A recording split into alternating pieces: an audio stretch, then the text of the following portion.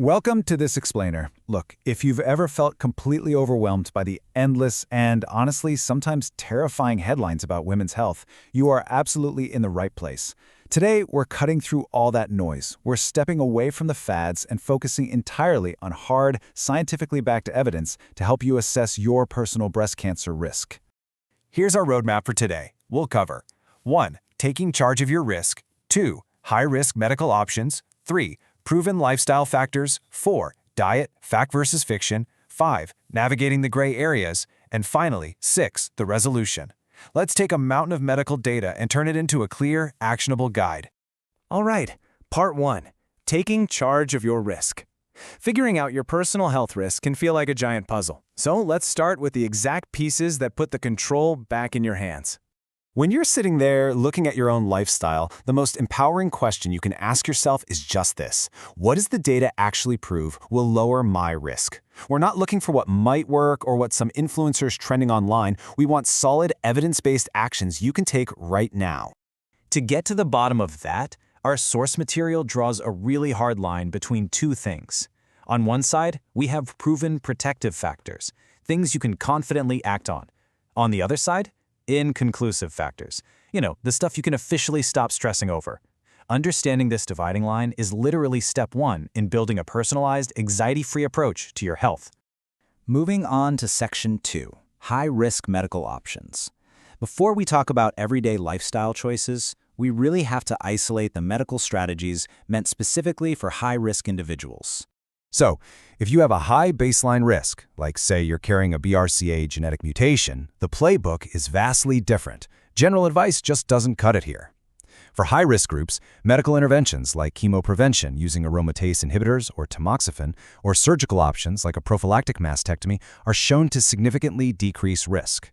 Just keep in mind this is very different from advice for the general population. If you're in a high-risk group, these are the highly specific, incredibly effective tools your doctor will likely discuss with you. Okay, Section 3. Proven protective lifestyle factors. Let's pivot back to those everyday choices any woman can look at to build her risk profile.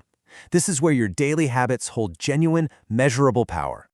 Check out this very specific number, 4.3%.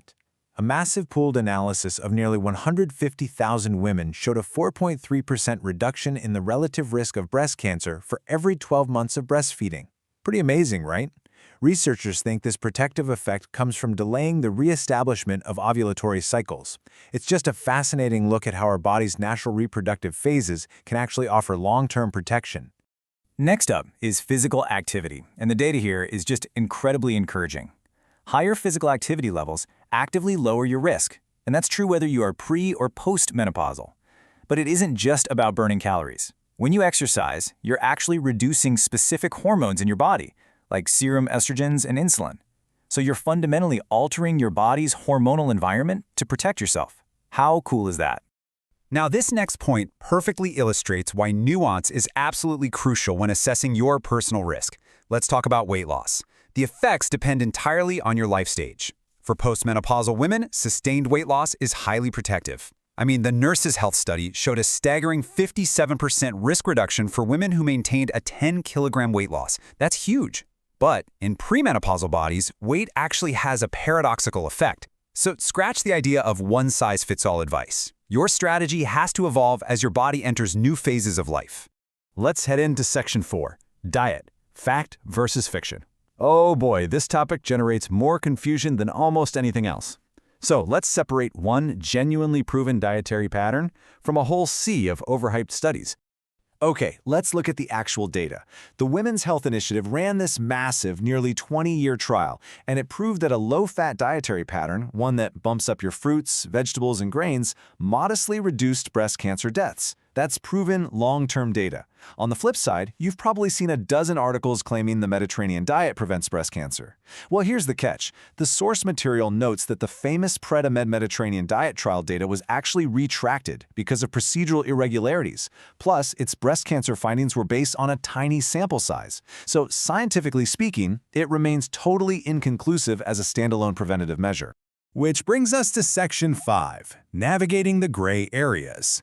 Think of this section as your personal noise cancellation feature. We're going to free you from all that unnecessary anxiety about unproven health trends. You might actually be surprised to learn that you do not need to panic over some of these heavily debated foods. For example, while a holistic low-fat diet is helpful, obsessing over total fat intake alone, the data there is really inconsistent. Same goes for red meat. The link to breast cancer is actually much weaker than it is for other types of cancer. And what about soy? Well, the data shows soy has a protective effect in Asian populations, but when you look at Western diets, that protective effect essentially vanishes. It's just completely inconsistent across the board. There is, however, one dietary element in this gray area with a slightly clearer, more encouraging signal, and that's fiber. Meta-analyses of 24 studies suggest a 4% relative risk reduction for every 10-gram daily increment in fiber you eat. So if you're looking to make one simple, actionable tweak to your grocery list while ignoring all the other noise, boosting your daily fiber is a statistically solid bet. And hey, this noise reduction, it applies to our environment and medicine cabinets too. You can go ahead and block out the anxiety over popping extra calcium or vitamin D supplements specifically to prevent breast cancer. Rigorous trials, including the VITAL trial with over 25,000 people, found absolutely no protective effect there. The data on air pollution, NSAIDs like aspirin, and even night shift work are similarly mixed and inconclusive. You really just don't need to lose sleep agonizing over these factors when figuring out your personal baseline. Now here's a piece of data that is genuinely mind-blowing. Where you live plays a massive role in your risk. The source highlights migration studies showing that when women move from low-risk areas like parts of Asia to high-risk areas like North America, their risk of breast cancer actually catches up to the local population within a single generation. This powerfully underscores that cultural and environmental shifts, things like changes in reproductive patterns, diet, and industrialization, are major drivers of risk way beyond just our genetics. And that brings us to Section 6, the resolution. We've covered what's proven. We've dismissed the noisy fads, and we've explored those fascinating environmental shifts. So, what does all of this actually mean for your personal health journey today? Now that you're armed with the real difference between proven protective factors, like exercise, stage-appropriate weight management, and low-fat diets, and all that inconclusive noise, you are empowered. You don't have to guess anymore. You can take the insights from this explainer directly to your doctor and map out a risk profile that is completely unique to your life stage and your history. This data gives you the power to choose action over anxiety. So, my final question to you is this. With this evidence in your hands, how will you rewrite your own risk narrative starting today?